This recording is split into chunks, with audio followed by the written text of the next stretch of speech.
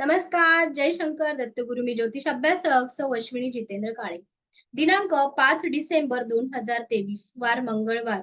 कार्तिक महिन्यातील कृष्ण पक्षातील ही अष्टमी म्हणजेच कालाष्टमी. या दिवशी कालभैरव जयंती आहे. काळाचे रक्षण करणारे, भयाचे हरण करणारे असे हे कालभैरव आणि त्यांचा हा जन्मोत्सव. या दिवशी आपण अधिकाधिक कालभैरव अष्टकाचं पठण करणं गरजेचं राहील. आजच्या या व्हिडिओमध्ये मी कालभैरव जयंती निमित्ताने छोटे छोटे करायचे उपाय तुम्हाला सांगत आहे. आपल्या आयुष्यामध्ये नकारात्मकता असेल, कर्जमुक्त होत नसेल, दुःख दारिद्र्य आपण सहन करत असाल, सतत नजर दोष होत असेल, कोर्ट कचेरी चालू असेल, केतूच्या आणि राहूच्या महादशेमुळे आयुष्य संभ्रमित झालं असेल, शनी महाराजांच्या साडेसातीमुळे आयुष्यामध्ये सतत संकटांना सामोरं जात असाल, तर या सगळ्या गोष्टींवर उत्तर देण्यासाठी आणि या सगळ्या गोष्टींवर मात करण्यासाठी ही कालभैरव जयंती आपल्याला या कार्तिक महिन्यामध्ये प्राप्त झालेली आहे. कालभैरव हे प्रत्यक्ष शिवाचे रूप आहे. शिवाचे हा रूपाचं वर्णन, कालभैरवाचं वर्णन ज्यावेळेस आपण फक्त कालभैरव म्हणतो, त्यावेळेस कुठेतरी एक अनामिक भीती मनामध्ये असते. एक प्रकारची दहशत, एक प्रकारचं भय आपल्या मनामध्ये येतं. भैरव बाबांची ही उपासना केल्याने आपलं आयुष्य नक्कीच सुख समृद्ध बनायला मदत होत असते. तंत्र साधनेमध्ये भैरव भगवानास विशेष महत्व आहे. भैरव हे शिवाचे रूप आहे. यांच्या उपासनेमुळे भयाचा नाश होतो. शनी आणि राहूची बाधा दूर होत असते. कालभैरवाची आराधना केल्यास संकटमुक्त होतो. या आराधनेमध्ये आपण छोटे छोटे जे उपाय करतो ते नक्कीच लाभदायक ठरतात. या दिवशी आपण मोहरीच्या तेलाचा दिवा भैरव मंदिरामध्ये लावला गेला पाहिजे. उडदाचे वडे मोहरीच्या तेलामध्ये बनवून कुत्र्यास खाऊ घालावे. आता कुत्र्यासच का? तर याचेही उत्तर ऐका. कुत्रा श्वान हे भैरव बाबांचे वाहन आहे आणि 2023 हे वर्ष केतूच्या आधिपत्याखाली येतं. केतूचं वाहनही श्वान आहे.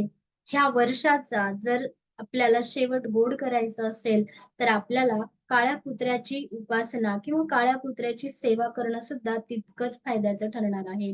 या दिवशी कुत्र्याला मारू नये, तसं तर भूतदया ही कायमच दाखवायची असते. परंतु विशेषतः कालभैरव जयंतीच्या दिवशी श्वानाचा सन्मान केला गेला पाहिजे. श्वानाला गोड खाऊ दिलं गेलं पाहिजे. त्यासोबत काळ्या कुत्र्याला जर एखादी व्यक्ती सतत आजारी पडत असेल तर त्या व्यक्तीने काचेच्या बशीमध्ये दूध काळ्या कुत्र्याला पाजलं गेलं पाहिजे. त्याच्याने त्या व्यक्तीचा आजारपण नक्कीच दूर व्हायला मदत होते.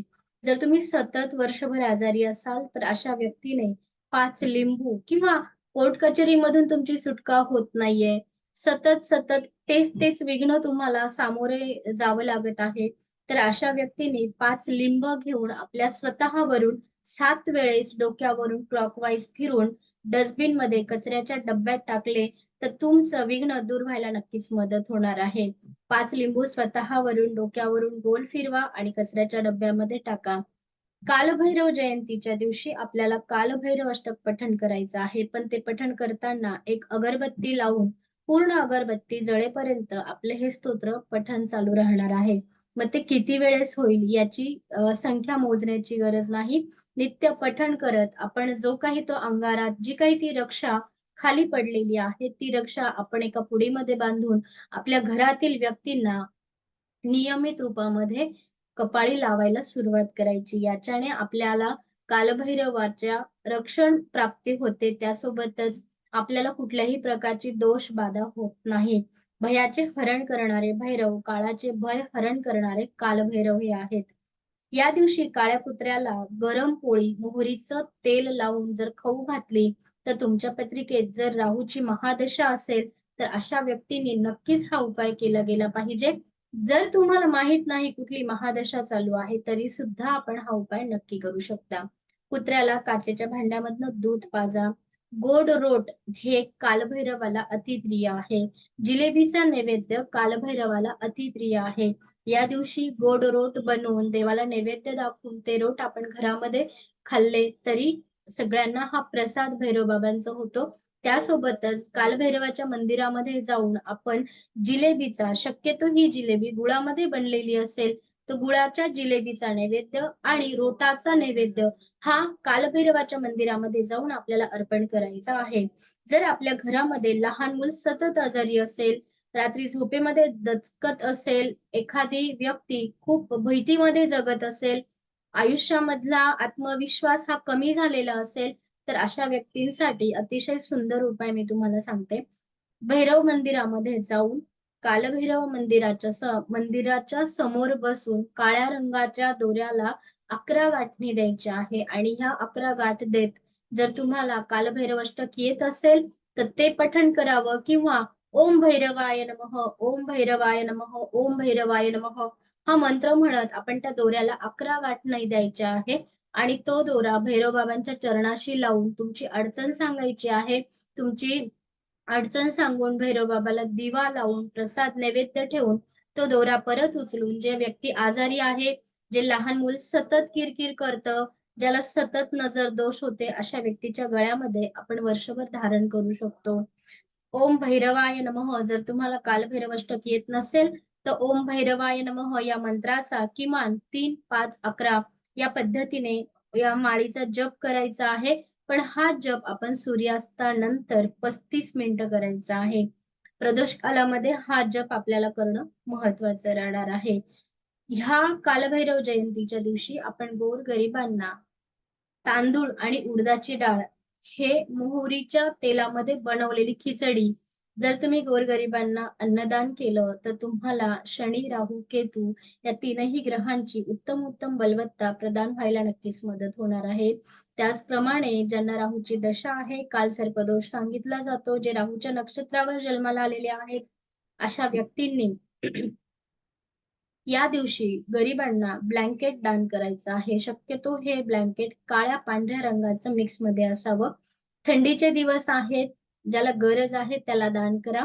गोरगरिबाला ब्लँकेट दान करून त्यांना धन्यवाद म्हटलं पाहिजे. बऱ्याचदा दान करताना लोकांना मी दान करतोय हा रुबाब दाखवायचा असतो, परंतु दान घेणारी व्यक्ती, दान करणाऱ्या व्यक्तीपेक्षा दान घेणारी व्यक्ती नक्कीच मोठी असते. ती व्यक्ती आहे म्हणून तुम्हाला दान करण्याची संधी प्राप्त होत असते. म्हणून ज्यावेळेस तुम्ही दान करता त्यावेळेस त्या व्यक्तीला मनापासून धन्यवाद द्यायला विसरू नका. काल भैरव जयंतीच्या दिवशी आपण भैरव बाबांची उपासना नक्कीच करणार आहोत. त्यासोबत देवाधिदेव महादेवाचे हे रूप आहे. त्यामुळे सायंकाळच्या वेळेस महादेवाला 1 लोटा पाणी आणि शक्य असेल तर 108 बेलपत्र ओम रुद्राय नमः, ओम रुद्राय नमः म्हणून अर्पण करायचे आहे. आणि शेवटचं जे काही बेलपत्र असेल ते बेलपत्र अर्पण करताना ओम भैरवाय नमः हा जप आपल्याला करायचा आहे. जर तुम्हाला बेलपत्र नाही शक्य झालं तर तुम्ही शमीपत्र सुद्धा महादेवाच्या पिंडीवर अर्पण करू शकता. ज्या लोकांनी वर्षभर सप्तशतीचे पाठ केलेले आहे, अशा व्यक्तींनी कालभैरव जयंती तर नक्कीच साजरी करावी. तेव्हा तुमची दुर्गा मातेची उपासना फल प्राप्त करून देणारी होते. कालभैरव जयंतीच्या दिवशी ओम दुम दुर्गाय नमः कुठल्याही देवी मंदिरामध्ये जाऊन किंवा आपल्या कुलस्वामिनीला ओम दुम दुर्गाय नमः या मंत्राने अभिषेक करून वेलचीचा नैवेद्य अर्पण करायचा आहे. त्यासोबतच गोड मिठाई किंवा गुळाची बनवलेली जी काही मिठाई असते, या मिठाईचा नैवेद्य आपण आपल्या कुलदेवीला किंवा दुर्गा मातेच्या मंदिरामध्ये जाऊन अर्पण करायचा आहे. सौभाग्यवतीला विडा अर्पण करायचा आहे. कुठल्याही सौभाग्यवती स्त्रीला एक विडा उद्या म्हणजेच येणाऱ्या कालभैरव जयंतीच्या दिवशी म्हणजेच 5 डिसेंबर या दिवशी विडा अर्पण करायचा आहे. अशा पद्धतीने जर आपण हे उपाय केले तर नक्कीच भैरव बाबांची कृपा आपल्यावर सदैव राहील. ज्यांना आपल्या आयुष्यामध्ये सुख समृद्धी प्राप्त करून घ्यायची आहे, अशा व्यक्तींनी या दिवशी स्मशानाच्या रस्त्यावर पिण्याच्या पाण्याची जर सोय केली कायम स्वरूपातली, तर तुमच्या आयुष्यामध्ये कुठल्याही प्रकारचं संकट अचानक येणार नाही. त्यासोबतच तुम्ही सदैव भयमुक्त राहायला नक्कीच मदत होईल. आपल्याला शक्य असतील तितके उपाय आपण नक्की करावे. व्हिडिओ आवडला असेल तर नक्की लाईक करा, शेअर करा, चॅनलला सबस्क्राईब करायला विसरू नका. भैरव बाबांची जयंती तुमच्या आयुष्यामध्ये सर्व प्रकारचे संकट मुक्त करणारी होऊ देत. कालभैरव तुमच्यावर सदैव कृपा करू देत. या शुभेच्छांसहित मी इथेच थांबते. आपलं मत कमेंट्स मध्ये नक्की लिहा. जय शंकर दत्तगुरु.